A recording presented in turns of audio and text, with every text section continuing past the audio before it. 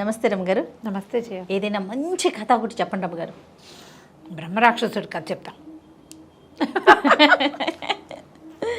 మంచి కథే, కానీ మీరు చెప్పే మీ రాక్షసులందరూ బాగుంటారులేండి.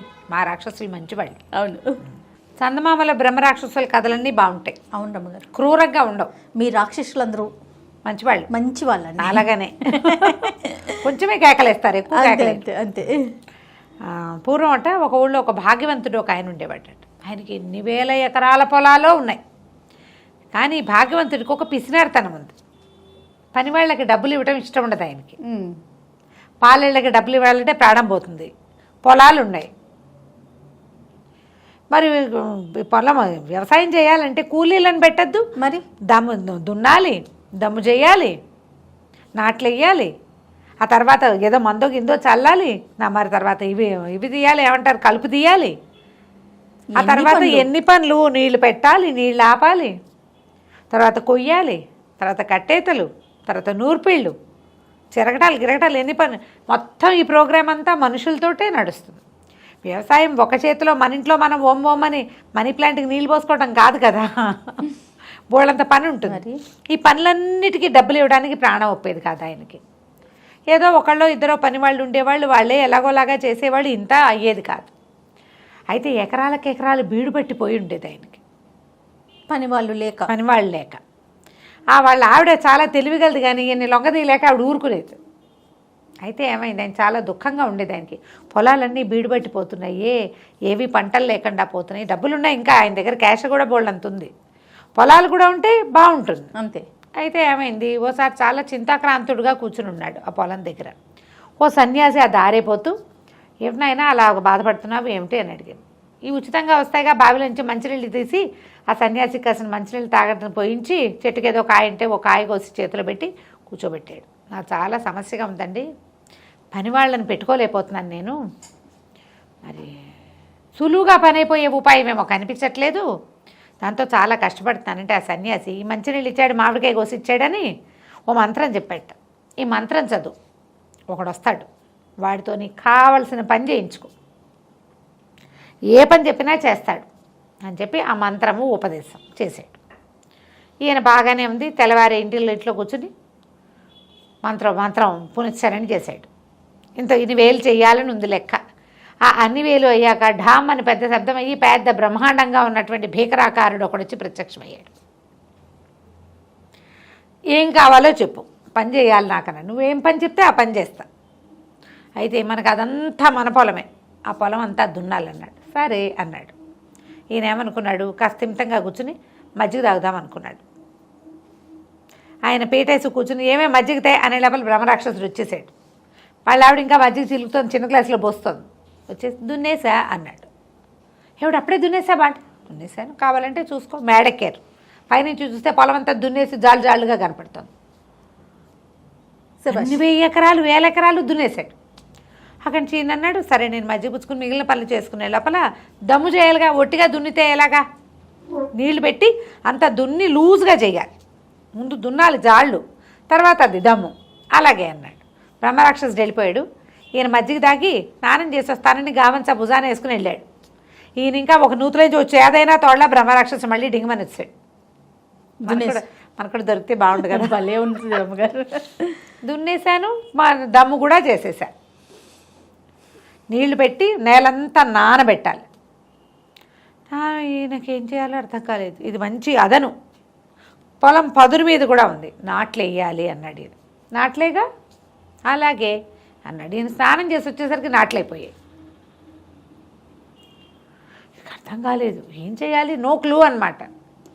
సరే నాట్లు కూడా వేసేసాడు. పని చెప్పు. నాట్లు వేసాక ఇప్పుడు బ్రహ్మరాక్షసుడు అంటే క్షణంలో చేస్తాడు, కానీ ఆ నాటుకున్న పొలము ఎదగాలి, ఎంత పని ఉంది మరి. అది 2 నెలలు ఎంతో పడుతుంది. 1 నెల పట్టాక కలుపు వస్తుంది, ఇంకో నెల పోయాక కంకలేస్తాయి, అప్పుడు ఎరువు కొట్టాలి, ఇంకో నెల పోయాక అప్పుడు కదా ఎదకొచ్చేది, పైకి వచ్చేది, పొలం పైరు మీదకి వచ్చేది, ఆ తర్వాత నెల కోసేది. ఈ లోపల పని చెప్పు అని చంపేస్తున్నాడు వీడు. అర్థం కాలేదు దీనికి ఏం చేయాలో. పని చెప్పకపోతే వాడు ఈయన విరుచుకు తినేలాగా ఉన్నాడు. గబగబా లోపలికి వచ్చాడు, భార్యను పిలిచాడు. ఏమే మరేమో సన్యాసి ఒక మంత్రం ఇచ్చాడు. ఆ మంత్రంతో ఈ మనుషులు బెడద లేకుండా ఓ బ్రహ్మరాక్షసుడు వచ్చాడు. వాడినేమో పని చేయమన్నాను. వాడు దాంతో దున్నేశాడు. తర్వాత ఏమో దమ్ము చేసేసాడు, నాట్లన్నీ వేసేసాడు. మొత్తం పొలంలో గ్యాప్ లేకుండా మొత్తం వేల ఎకరాల పొలాలు నాట్లు పడిపోయినాయి. పంట పైకి రావాలి. వీడేమో పని చెప్పమంటున్నాడు, ఏం చేయని అన్నాడు. ఆవిడ మధ్య చిలుక్కుంటుంది లోపల. వాడు నా దగ్గరికి పంపించండి. బ్రహ్మరాక్షసుడికి చెప్పాడు, మా ఆవిడ ఒక పని చెప్తుందిరా, నువ్వు వెళ్ళి ఆ పని చెయ్యి అన్నాడు. రాక్షసుడికి చెప్పాడు. బ్రహ్మరాక్షసుడు లోపలికి వెళ్ళాడు. అమ్మగారు మజ్జిగ చిలుకుంటుంటే ఏం చేయమంటావు పని అన్నాడు. ఈవిడేం చేస్తుంది, ఇట్లా వెళ్ళని ఒక వెంట్రుక లాగి ఉంగరాలు చుట్టూ ఆవిడది, దీన్ని స్ట్రైట్గా చేసి పట్టురా, నిన్ను సాఫ్ చేసి పట్టరా. సరేనన్నాడు. అక్కడే కూర్చొని తీసాడు. మళ్ళీ అయిపోతుంది. వదలంగానే అది మేలు తిరుగుతోంది. మళ్ళీ చేశాడు. ఇక ఏం చేసినా వాడి వల్ల కాల నెలలు పట్టినాయి. కాదు రమ్మగారు, టెక్నాలజీ లేదు, స్ట్రైట్నర్స్ లేవు. మరి బ్రహ్మరాక్షసుడు అని చెప్పాము అందుకే.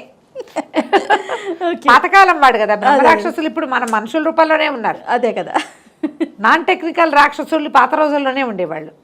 ఇక వాడు దాన్ని లాగాడు, పీకాడు, తడిపాడు, ఏం చేసినా ఏమీ అవల. అది పుచ్చుకుని ఊళ్ళు తిరగటం మొదలుపెట్టాడు. స్ట్రైట్ చేయించుకోవటానికి. ఇక తిరుగుతూనే ఉన్నాడు. ఈ లోపల వీళ్ళ పంట పైకి వచ్చేసింది. ఈయన కూడా ఇలా రాక్షసుల మీదకి వాళ్ళ మీదకి వెళ్ళకూడదని కూలి, ఇంత పంట వాళ్ళకి ఎలాగూ డబ్బులు వస్తాయి, ఎలాగూ ఇస్తాం. తొలి కాలంలో ఏ పంట లేకుండా డబ్బులు ఇవ్వాలంటే బాధ ఆయనకి. నీకు పంట రావాలంటే ముందు ఎన్ని పనులు ఉన్నాయి, ఎంత ప్రాసెస్ అండి. ఈ ప్రాసెస్ అంతా ఖర్చే కనపడుతుంది. అవును, మనం పంట వచ్చాక డబ్బులు ఇవ్వడం మనకి సులువు, పంట కనపడుతుంది కదా. వన్స్ అది చేస్తే కానీ మనం తర్వాత దానికి పెట్టుబడి పెట్టలేకపోతాం. ఆయన రెడీ అయిపోయాడు.